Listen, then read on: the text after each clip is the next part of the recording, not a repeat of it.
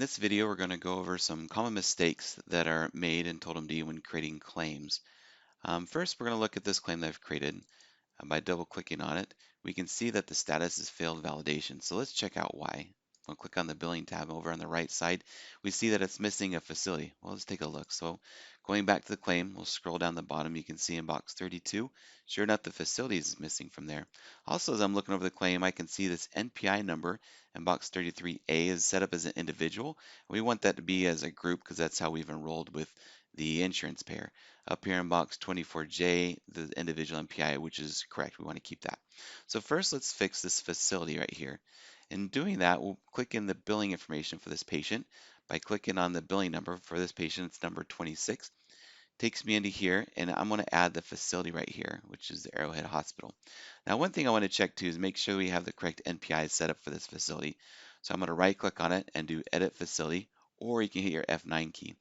Looking towards the bottom, I can see here is where to enter the NPI, and I've verified that's the correct NPI we want. So let's close that. Now we're going to save this screen, the billing information, because we've got that updated. Now we want to go check the provider.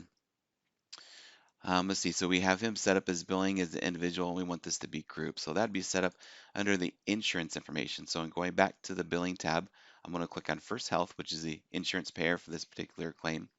Here in the middle sections where those settings are, we can see in box 33 it's set up to print practice information. If you need to, you can change that to provider. Also in box 25, here's where you'd set up if you want to be the tax ID number or the social, depending on how you've enrolled with your insurance. Box 24J, this is where the setting is for that NPI. For this case, we want to leave it as individual. But here's the one we want to change in box 33A.